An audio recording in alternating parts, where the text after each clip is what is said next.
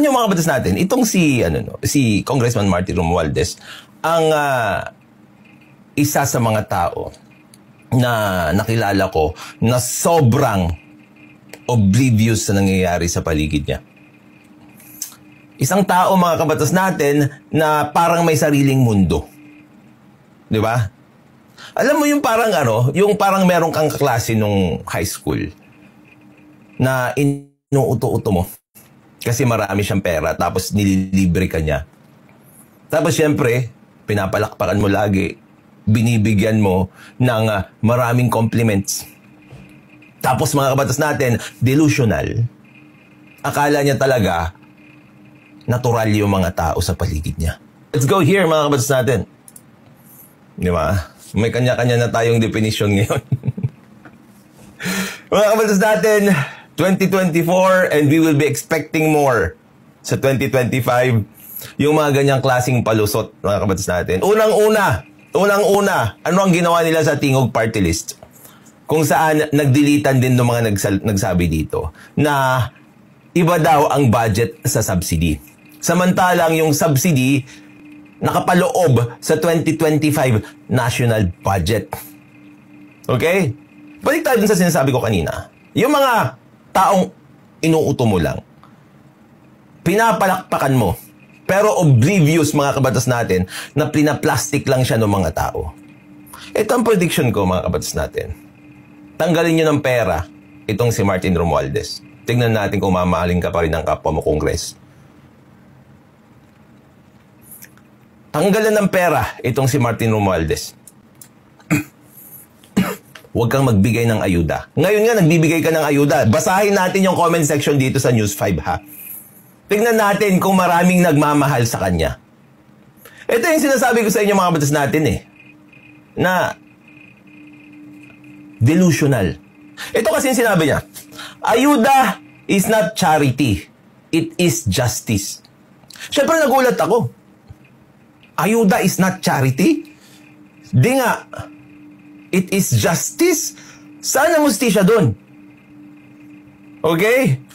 Well, syempre, baka mali na naman ako. Baka meron palang ginugol na definition nitong si Martin Romualdez. Tapos, ayuda pala is justice. Di ba? Let's falsify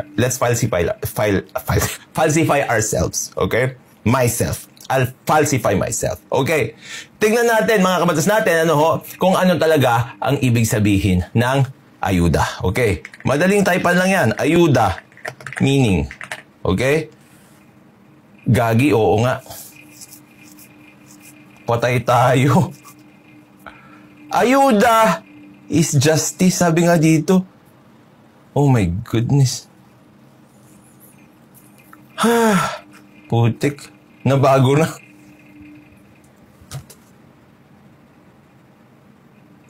Nabago na, mga kabatas natin. Sorry naman. Hindi, joke lang. Tingnan nyo.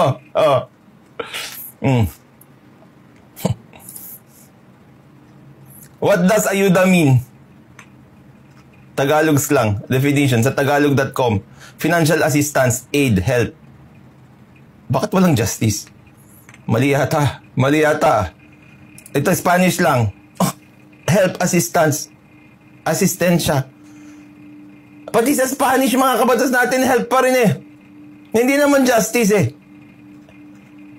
What language is ayuda? Spanish. What is... Oh my goodness. Institute of Development Studies. Ayuda is a Filipino word that means aid or assistance. Hindi pa nabago, Congressman Martin Romualdez. Oy!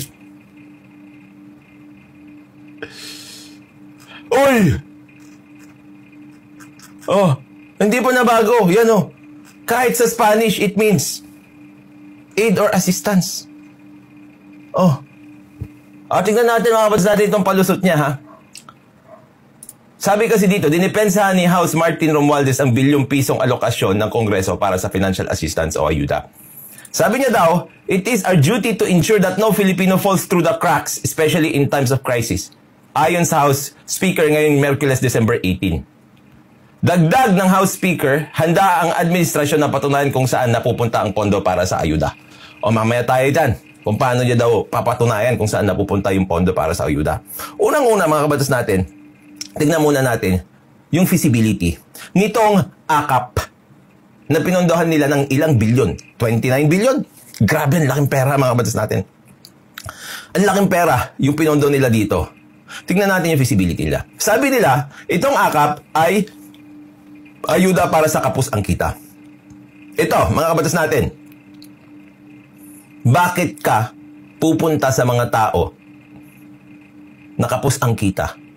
Samantalang maraming tao ang walang kita at namamatay sa gutom.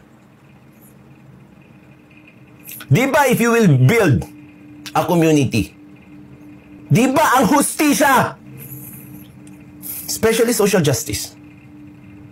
Okay? Especially social justice. Di ba? It is to make things fair for everyone. Di ba? Ngayon, bakit yung meron ang bibigyan mo at hindi yung wala?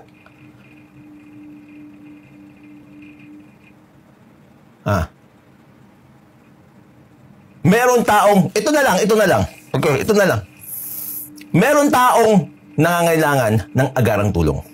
May sakit. Mamamatay na pag hindi mo pakakainin. Meron naman tao na may sakit. Hindi pa naman mamamatay. Gutom. Okay? Parehas silang gutom. Pero yung isa mamamatay na. Kasi nga, yung pulubi. Yun yung hirap na hirap sa buhay. Bakit ang pipiliin mong tutulungan, yung nagsusurvive pa? Bakit hindi mo tutulungan yung tao na mas kailangan ng tulong? Bakit? Ipaliwanag mo nga yun. Mamaya tayo dyan sa resibo-resibo na sinasabi mo. Ipaliwanag mo muna yun. Bakit hindi yung mas nangangailangan ng tutulungan natin? Diyan pa lang alam natin na hindi na feasible yung AKAP na yan. Alam niyo kung bakit? Kasi nga, pati yung kapos ang kita, hindi nga nila pinaliwanag. And when we go to this, sa paliwanag niya, di ba? Sabi niya, ang may hawak ng pondo ang mga departamento tulad ng Department of Social Welfare and Development, Department of Labor and Employment, Department of Health. Sila ang nagpapatakbo sa programa, hindi ang Kongreso, sabi niya, di ba? Pero, paano yung AKAP? Anong department yun? DSWD. Dole? Punta tayo dito sa mga kontra sa ayuda, handang ipakita ng administrasyong ito kung saan napunta ang bawat sentimong inilaan para rito. Okay? Paano? Dahil sa pagpirma ng mga tao na hindi mo man lang alam sa sobrang dami kung nangangailangan talaga ng ayuda o hindi. Di ba? Pangalawa,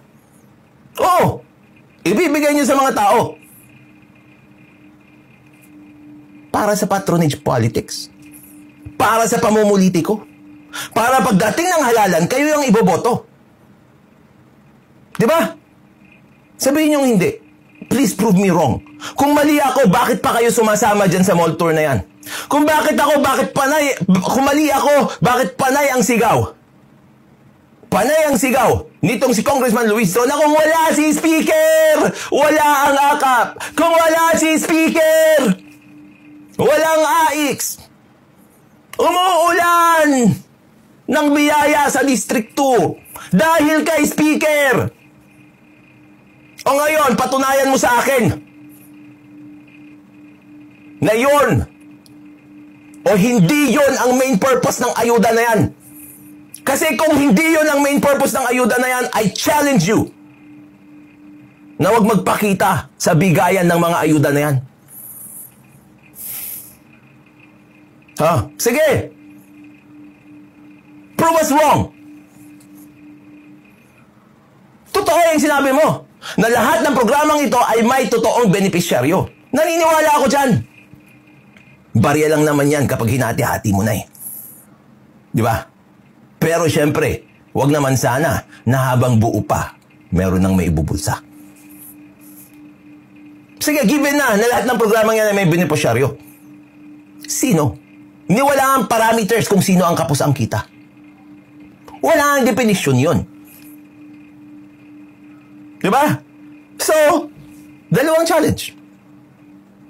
Una, kung totoong para sa mga Pilipino yan, hindi mo kailangan magpakita dyan.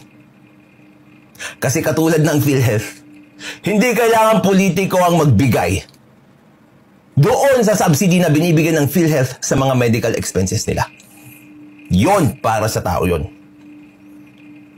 Pangalawa, i-define nyo kung sino yung kapos ang kita.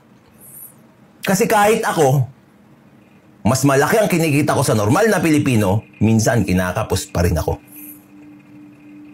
Biwali lang ako ng kotse dyan. 2. Kapos na ang kita. Bigyan mo na ako ng kaakap. Kasi isipin mo, monthly ng sasakyan ko, 80,000 isa. Kapos na ang kita.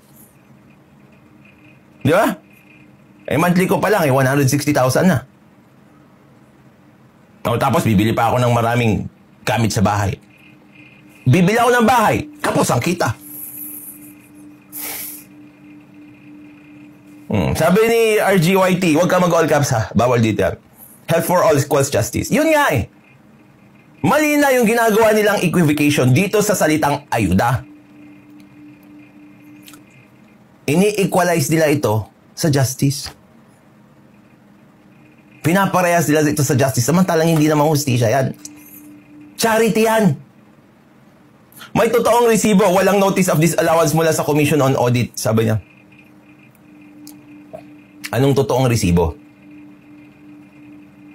Okay, kung gusto mo ng totoong resibo, ang totoong resibo ay yung resibo na galing sa Bureau of Internal Revenue. Abogado ka, alam mo yan. Abogado ka, alam mo yan. Bigyan mo kami ng totoong resibo. Galing doon sa mga binibigyan nyo ng akap. Ang totoong resibo, yung may TIN number. At ito ay galing sa Bureau of Internal Revenue. Diba? Ipapaprint mo yun eh. Diba? Yung resibo mo? Oh. Bakit ang yabang-yabang mo at ang tapang-tapang mo magganyan? Kasi alam mo naman na yung mga resibo na sinasabi mo, pirma lang ng mga tao na binigyan nyo ng ayuda. Na ginagamit nyo sa pamumulitika. Diba? O parang ganito mga kabatas natin ang ginagawa ni Martin Romualdez dito. Ni Honorable Nikong, mga kabatas natin. Ito yung ginagawa niya. Okay? Kayong lahat, suportahan nyo yung luho ko. Okay? Pupunta ako ng Japan, bayaran nyo yung ticket ko. Sigurado ako may papakita akong resibo sa inyo na bumili ako ng ticket papunta sa Japan. Tapos, pangalawa, bibili ako ng gitara. Yung gitara ni Jimi Hendrix. Ay, wag pala, masyadong mahal yun. Basta, 1 million pesos worth na gitara bibili ako. Ibigay nyo sa akin yung pera. Okay? Promise ko sa inyo. May ipapakita akong resibo sa inyo. Promise ko sa inyo, gagastusin ko yon sa aking pagbabakasyon at sa aking luho sa gitara. Promise ko sa inyo, ipapakita ko yung resibo. Anong pinagkaiba nun dyan? Eh ikaw, may resibo ka kasi ginamit mo sa pangangampanya. Ginamit mo sa pagbababangon ng iyong pangalan. Ginamit mo sa patronage politics. Ginamit mo naman talaga pero sa hindi tamang paraan. Yun lang mga kabatas natin. Maraming salamat sa inyo. At syempre, tulad ng lagi kong sinasabi, matulog po tayo na maimbing dahil alam natin na yung natutulog na maimbing, siya yung laging panalo. Paalam po, pansamantala.